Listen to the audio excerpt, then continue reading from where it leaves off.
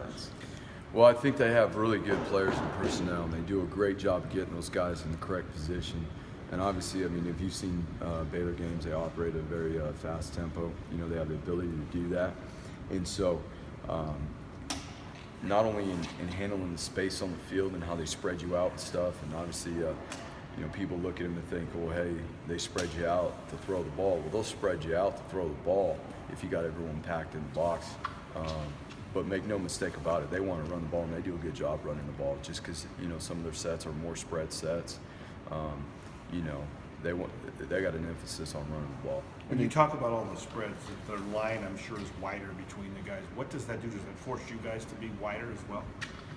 Yeah, I mean, you just got to, you know, going back to some of the teams we played this year, you got to account for the space on the field with the splits, and you know, they're trying to turn the field, make the field wider than what it is, obviously, and they do a good job with that. And really, their personnel, you know, at wide receiver, you really got to respect that, because, you know, you don't want guys sitting out there on an island by themselves.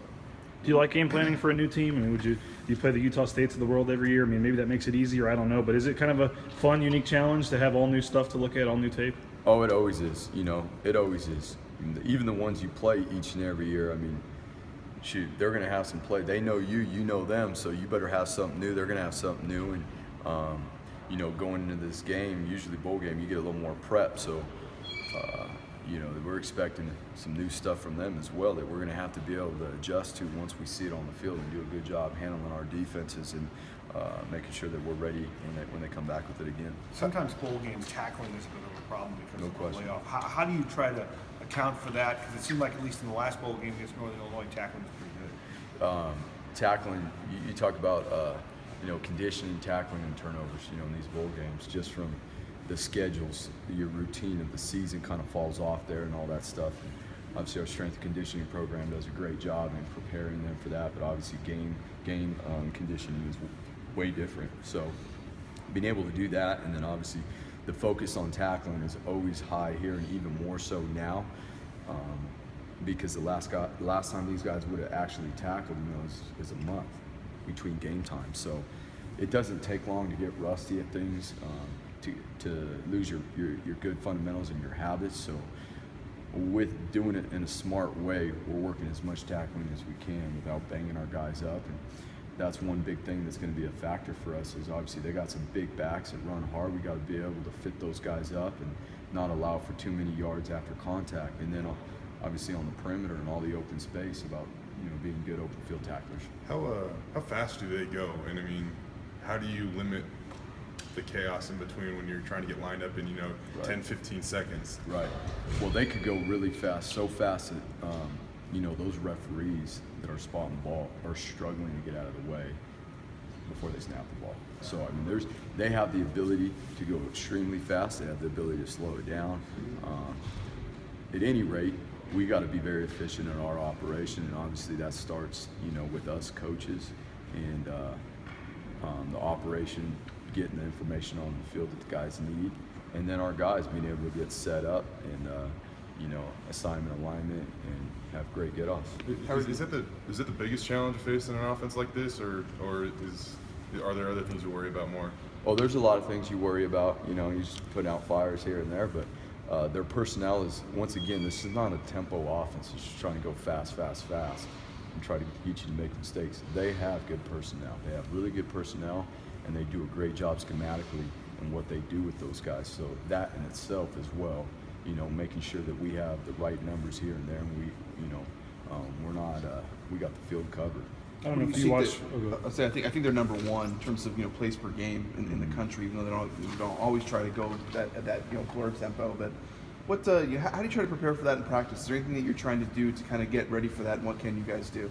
Yeah, there's a number of things that we got to do in terms of our operation to get ready for that, and I mean, our offense has the ability to go pretty fast when they want to too as well. So going against them and using that in order to improve our operation and be quick and efficient, you know, something that obviously we're going to have to use here in the next couple of weeks. How much did their offense change when their quarterback went down, and what did you see out of them the last couple of games? Yeah, I mean, obviously you know, number 17 is started for a reason.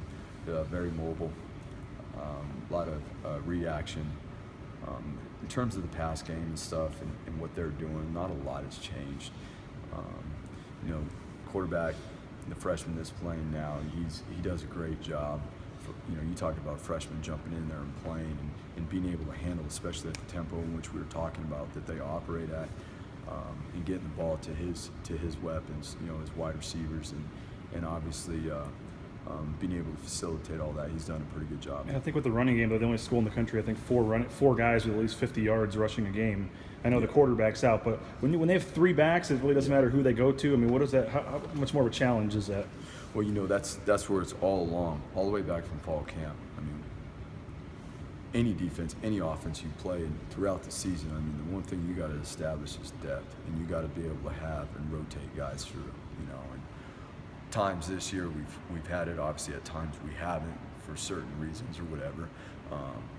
That's really how you have to be able to address it. You got to be able to put different guys on the field to keep everybody fresh as a whole, or as fresh as you can. We're not going to keep them fresh, but to keep them in a position where they can be extremely effective in executing their responsibilities. What's the thing that's impressed you most about having Darren Lee?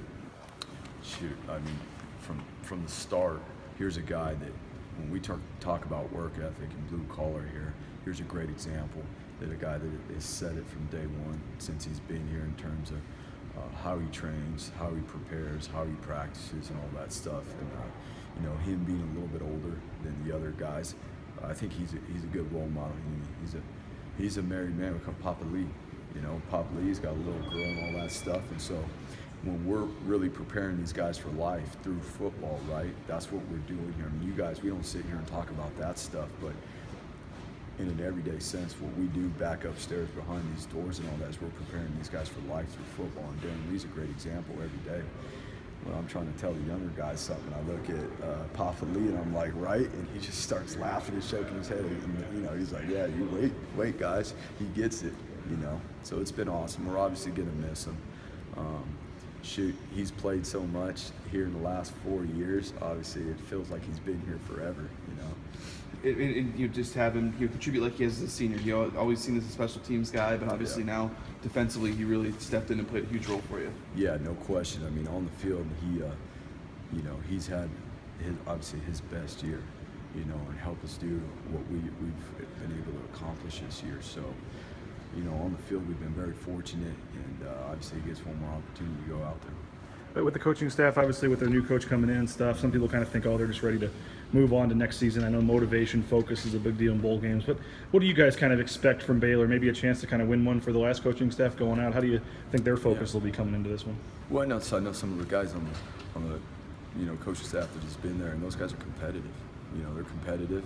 I'm sure the players are very competitive, and any opportunity you get to line up and play in a bowl game and, you know, have the opportunity we have down in Phoenix, we're expecting their best, you know, their best out of them, and you know, I think it's going to be a hard-fought game. We're not expecting anything less than that. You guys going up against some good wide receivers this year, but Cannon, where's he rank?